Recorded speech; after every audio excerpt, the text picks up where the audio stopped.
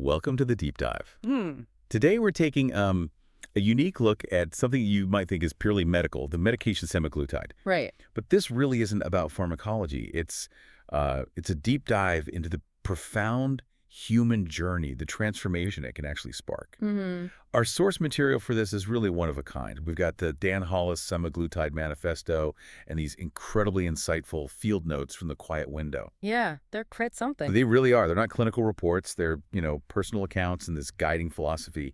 They offer a window into the emotional, the psychological landscapes that can open up when a tool like semaglutide clears the path. Exactly. Okay, let's unpack this. Well, what's immediately fascinating, I think, from the Dan Hollis Manifesto is its core idea.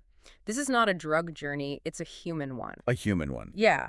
It's saying this isn't just about, a molecule changing your body chemistry. It's about how semaglutide fundamentally alters the brain's relationship with hunger, satisfaction, even the whole reward system. And the manifesto makes it really clear this can be incredibly liberating for some people, but also surprisingly quite terrifying for others. Terrifying, huh? Yeah. And it really zeroes in on this crucial insight.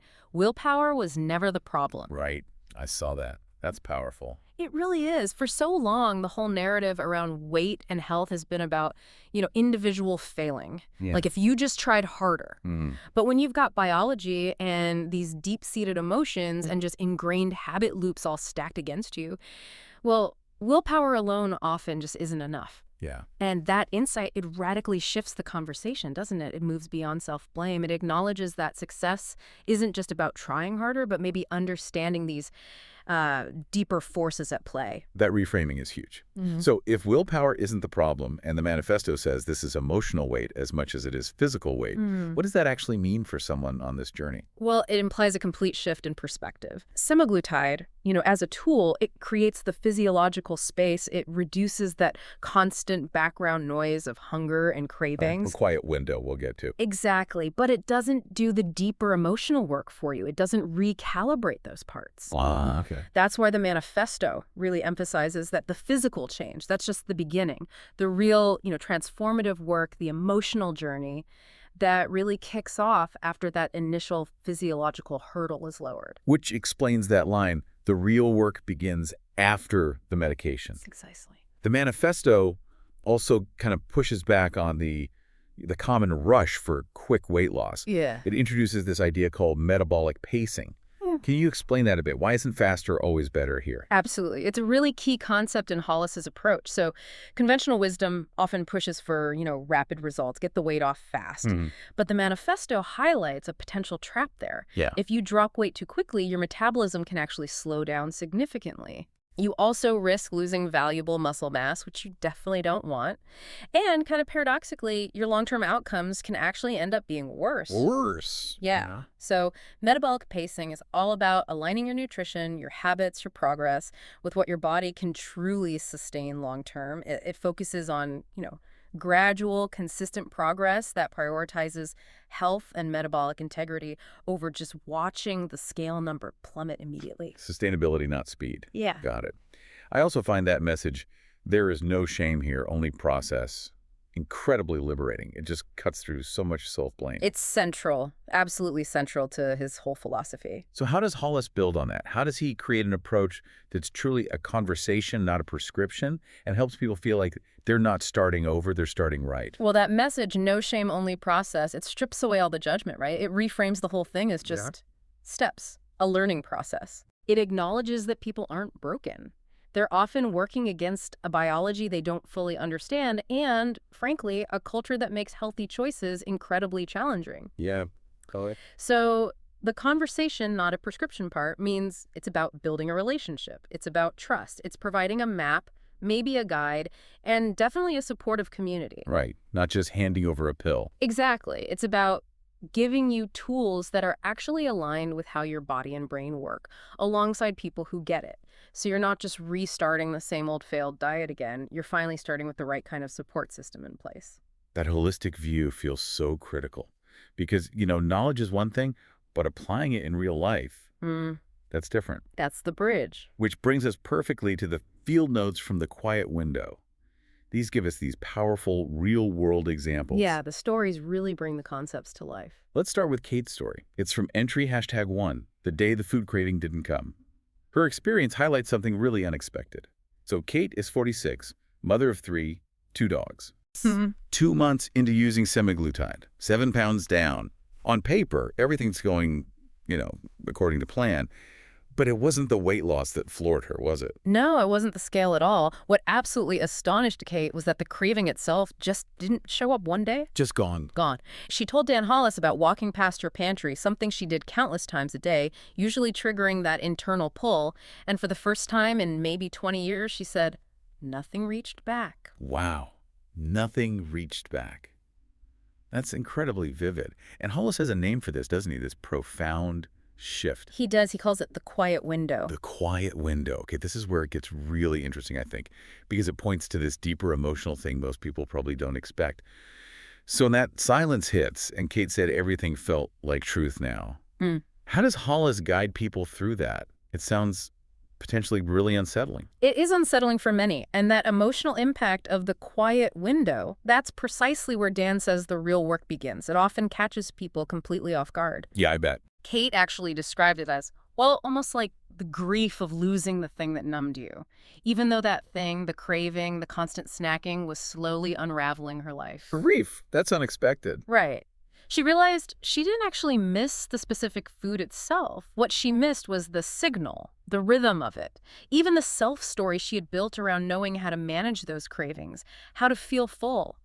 Her house suddenly felt too quiet, she said.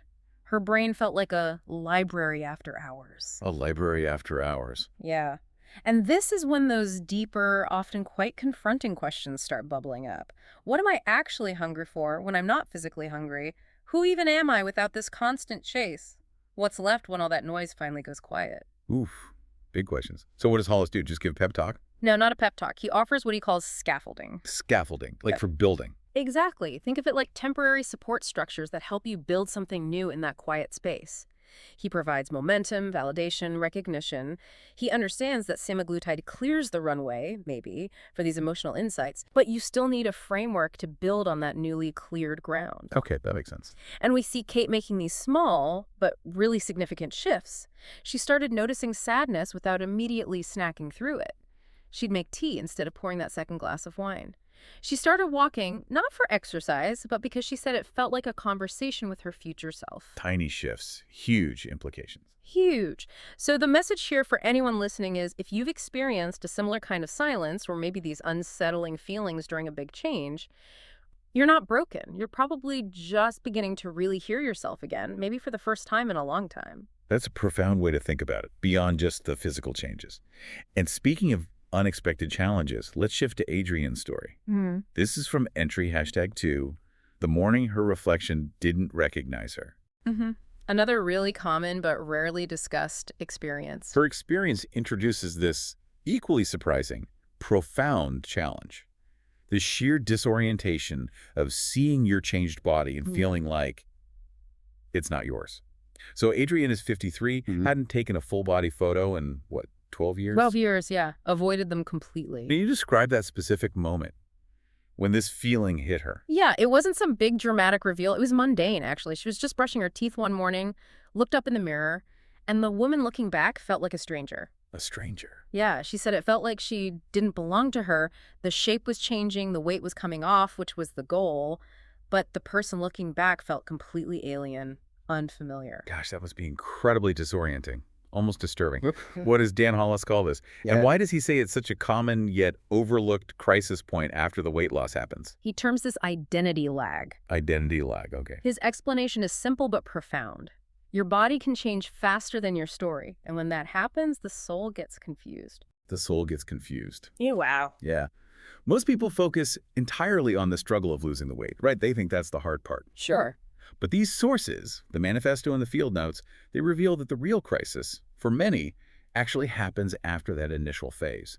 When the constant hunger fades, when the old eating rituals dissolve, when that armor of weight, as some people feel it, starts to drop, you can be left standing there feeling completely unrecognizable, even to yourself. So it wasn't about missing the weight itself. No, not for Adrienne. Mm-hmm. She wasn't mourning the pounds. She realized she was mourning the version of herself who had carried them. The one who knew exactly how to manage a room with a self-deprecating joke, which sweaters provided the best camouflage, how to deliver those quick, casual apologies for taking up space. She was really good at being her old self, and now that self was dissolving. That's incredibly subtle and complex. So how does Hollis approach this? When someone feels like, as Adrienne put it, a mind without a map, what's the support look like? Well, his approach sounds incredibly supportive and crucially non-judgmental. He didn't rush in to tell her she looked great or that she should be happy. No quick fixes. No, he just listened. The notes say he listened like a mirror that doesn't ask questions, only returns what you're ready to see. That's a powerful image. Isn't it? And he had this profound statement for her. The weight loss is just the clearing. The becoming takes longer. The clearing. Yeah. The becoming. Yeah. So their work together wasn't about food plans or exercise routines at that point. It was about language. They literally started rewriting the names of things. Writing names. How so? So shame became memory. Control shifted to curiosity. Discipline transformed into alignment. Reframing the internal narrative. Exactly. And through this process, Adrienne slowly began to fill her new physical frame, not with the old fear or ingrained habits, but with, well, with permission. Permission. Permission to not know exactly who she was yet. Permission to feel awkward in that in-between space. Permission to start building a new story without feeling like she had to burn the old one down completely. That sounds like incredibly deep work. It is. And the connection to you, the listener, is. Yep. If you've ever looked in the mirror after a change and felt like the shape was right but the soul was missing, or if your reflection has sometimes felt more like a stranger than a familiar home, you're definitely not alone. It's part of learning, as Hollis puts it, how to belong to yourself again. Wow.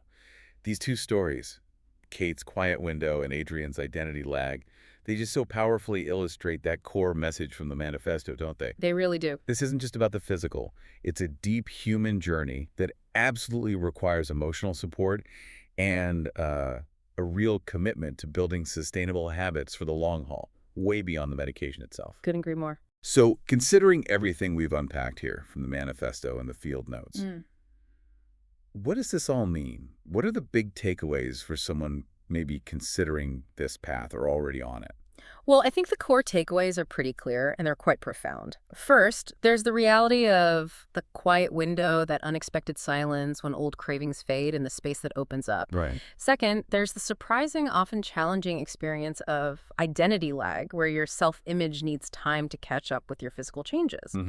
And third, maybe most importantly, is the crucial, absolutely undeniable need for genuine support and deep self-discovery throughout this entire process. It's not just take the shot and you're done. Not at all.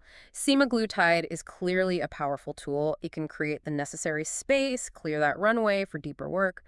But the true journey, the one Hollis focuses on, is about reclaiming your relationship with food, yes, but also with your body, and maybe most importantly with yourself. It's a path that's really not about achieving perfection, but about embracing the process, as the manifesto says, and finding that sense of alignment with who you truly are or who you're becoming.